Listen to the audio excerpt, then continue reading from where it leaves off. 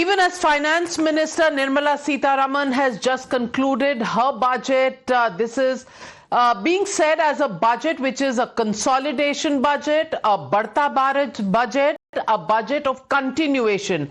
I'm joined by Narayan Sethuraman, co-chairman CII Trade Policy Council. Also joining me this afternoon is Shashwat Goenka, chairman CII and chairman Ayurveda Council. Joining us this afternoon is Dr. Naresh Trehan, CII's Health Care Committee head. Chandrajit Banerjee, DG of CII, also joining the broadcast. Coming to you first, Dr. Trehan, how do you see the announcement that have been made not just for the health sector but overall in terms of breaking out of the chugging along economy but becoming an economy that is raring to go to the number 3 position in the world from the number 4 position it already is at?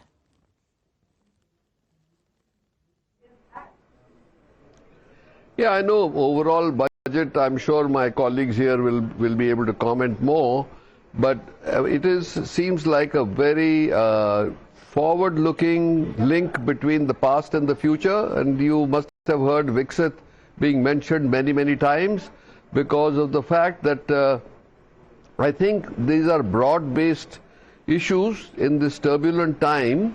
This is chaos going on around the world, that I think the emphasis on manufacturing and being able to become the service center for many sectors is also a very important part for us as India in the future. Also the fact that in the healthcare sector, there were quite a few important issues, but no major sort of announcement or big bang announcement about healthcare.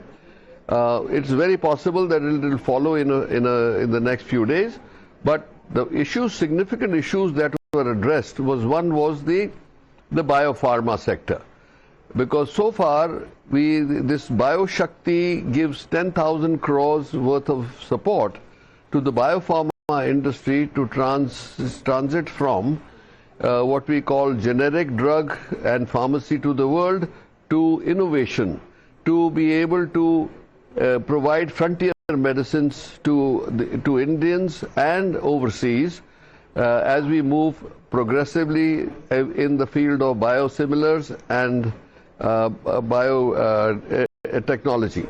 So I think from that point of view, it was a good push.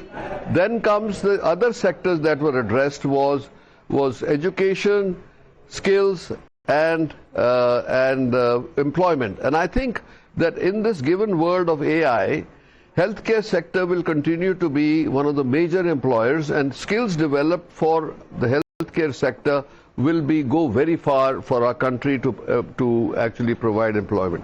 Then the other issues like lowering of custom duties or eliminating custom duties on 17 cancer drugs will help a lot for the public who are actually suffering from cancer and bearing the heavy burden of cancer medicine costs. So that will help. And then 7 of the rare disease medicines that were eliminated also from the customs ambit, and that will help also a lot of people. So now the question really comes, what are we going to do for medical value travel, which was also addressed today, and that's very well addressed, that there will be hubs in every state so that we can address the medical value travel to enhance the actually approach by people to double, triple of where we are today. And along with that, the introduction of traditional medicine, Ayurveda, for medical value travel, recognizing the importance of it and creating 3 All India Institutes of Ayurveda. So these are measures. Then addressing the mental health issue and the senior care issue, also very important. But there were no real extended allocations or budgetary address to the same. I think these are important issues as we carry on our journey to non-communicable diseases. All these sectors will help a lot. Well said, Shashwat Goenka. From the prism of a young entrepreneur, how do you look at this budget? Gone are the days when budgets used to be all about SOPs and incentives. This is a budget that is more of a roadmap for the Viksit Bharat at 2047 future. Do you see this budget relying more at building the basic foundations and adding the building blocks step by step rather than a big bang budget, because the markets really haven't given it a cheer, and sometimes many people like to write down the epitaph of the budget based on how the markets react. How do you see this budget, the promise of long-term investments and the medium to short-term deliveries that it makes?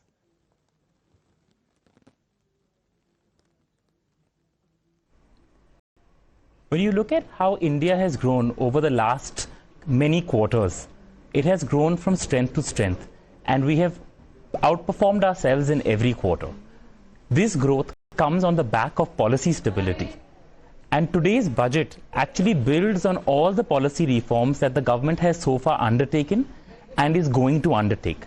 Today's budget, from a perspective of the youth, I thought was very focused on Yuva Shakti, as the Honorable Finance Minister outlined as well in her speech, because it focused not just on manufacturing, which is of course extremely important for us to become Atmanirbhar, for us as a country to generate employment for the huge number of youths that we have, but also equally on social infrastructure, so education, healthcare, access to all. And a combination of these two is what I fundamentally believe is going to drive the economy forward, keeping in mind the youth. 65% of our population today is under the age of 35. And that's a massive statistic and a massive part of the population that needs to get skilled, especially in today's age of AI, which also the Honorable Finance Minister addressed. We have a fairly large female population as well, and so there was a conversation around creating hostels for girl children as well to ensure that they get the right kind of education, which will ultimately help, because I mean, when the girl child starts to contribute, the economy actually grows significantly faster. So all in all, from a youth standpoint, if you were to ask me, I thought there was a lot to cheer for, right from manufacturing to employment to healthcare to education to orange economy industries, to textiles, to tourism as well. Well, clearly, some of these sectors, whether it is healthcare, tourism, both spiritual tourism and health tourism getting on the agenda too. The big ticket announcements on a tax holiday on data centers right up to 2047, the semiconductor industry once again getting Philip Electronics. Dr. Chandrajit Banerjee, I want to ask you, and let's just take a deep breath. Are you more relaxed and happy about the fact that there were no election or pre-election SOPs, so to speak?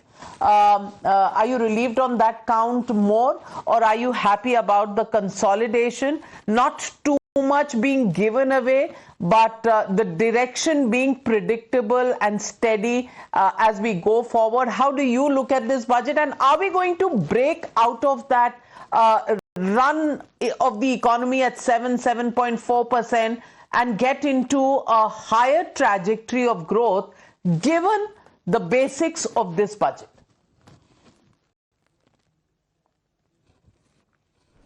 Thanks, Navika. Thanks for those questions. I really believe that India needs to move on on the technology curve, and of course, as you mentioned in the beginning about the elections, we are straddled by an election almost every few months, and unless we get out of that cycle, it is, I mean, the implementation of some of these great reforms or changes that we have been talking about over the years becomes difficult. Even announcing them becomes difficult. You're so right. But yes, of course, this year we have seen a few things which have come out, which shows also the trajectory as we go forward. Number one, the fundamental fundamentals of the economy are strong, and I think we have stayed on the course of being prudent in terms of our spending, in terms of our fiscal prudence. We have talked about our glide path, maintaining our glide path. We have kept strong as far as our debt to GDP ratio is concerned. We have kept focus on our infrastructure spend. But at the same time, when you are saying giving away to, I think if we are giving away prudently, it is important. So we are giving away to human capital, building of human capital. We are giving a lot, focusing a lot on building through education, through healthcare, and we are spending a lot on skilling for the future.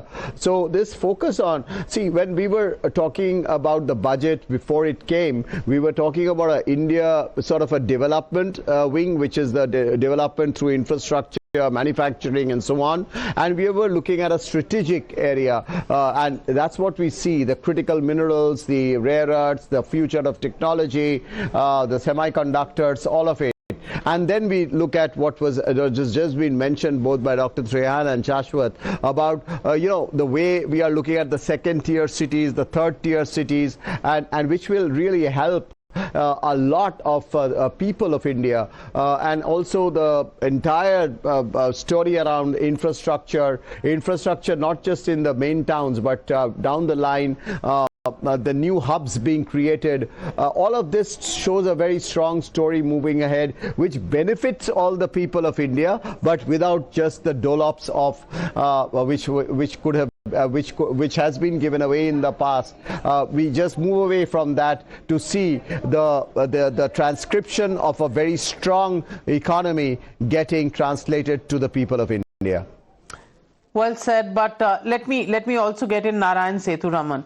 And Mr. Narayan Sethuraman, simply put, the question is, in the situation that we find ourselves, in the crosshairs of the geopolitical challenges that we are facing, how do you see this budget? Are we able to break up away from the shackles of the moderate, growth trajectory? Are we anywhere on the cusp of greatness, or just the fact that we are able to tackle the headwinds of a rather challenging geopolitical situation is probably a good enough objective for now, and that's what this budget really does, addresses that very carefully, not taking too much of a chance, but just being disciplined about it?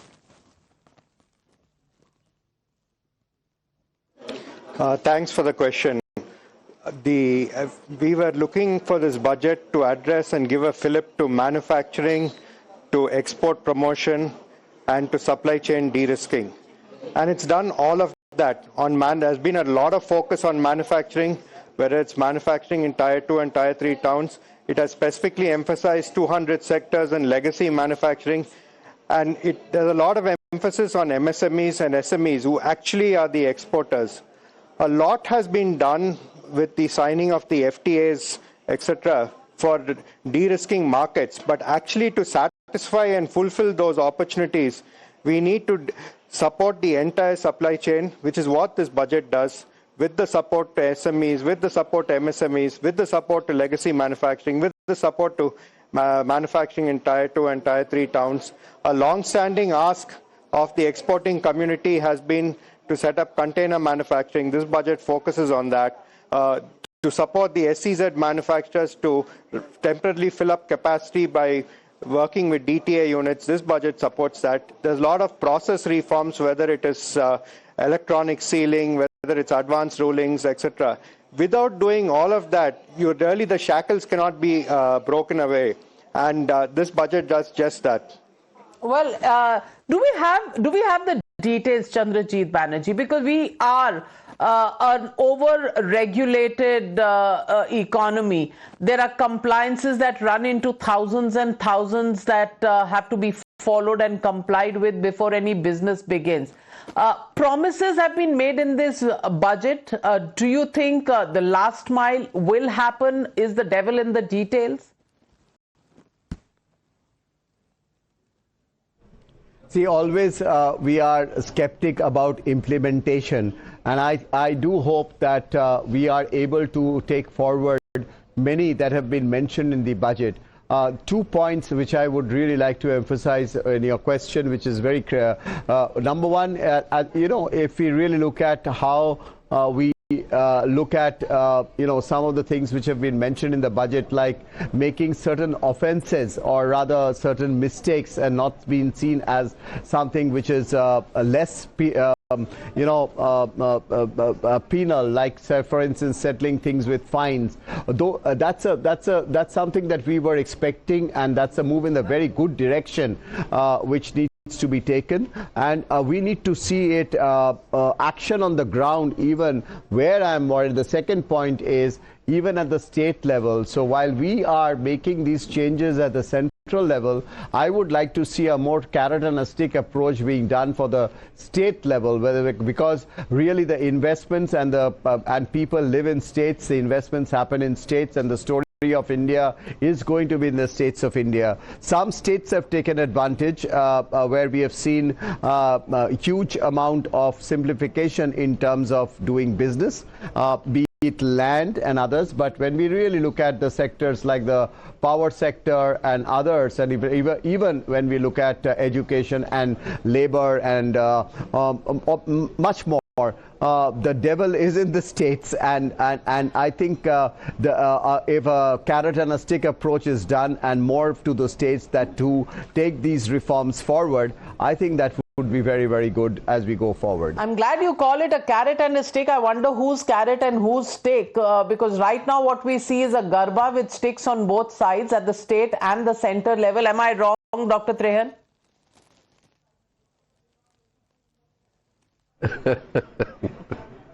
No, you're not wrong, but that adds a little perspective to CB's statements.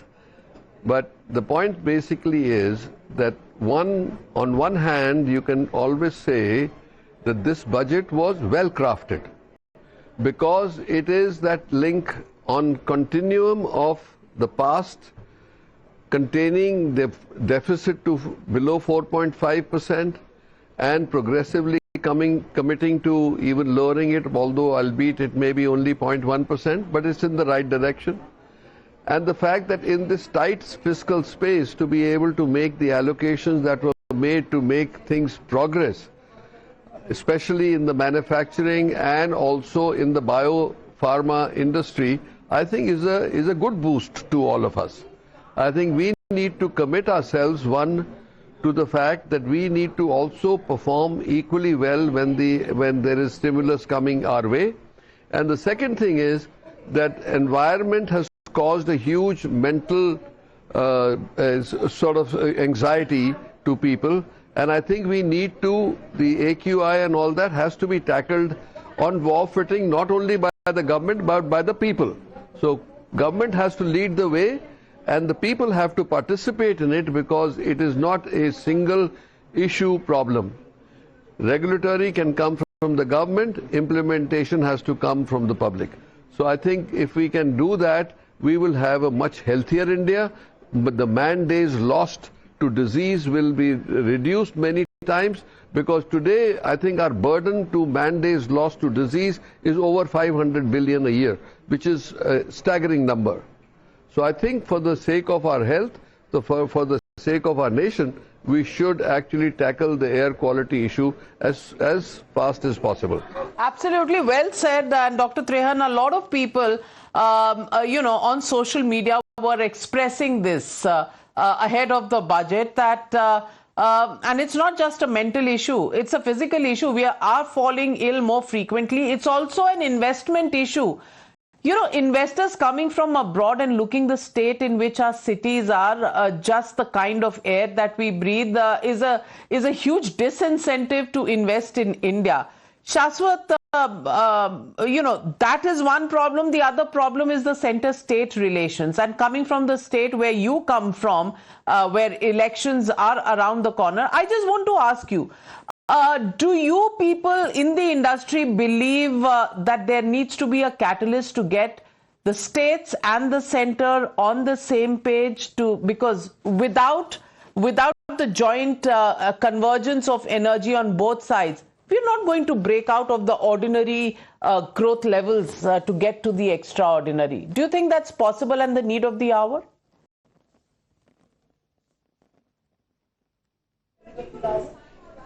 I agree with you. There has to be alignment between center and state for genuine progress to take place.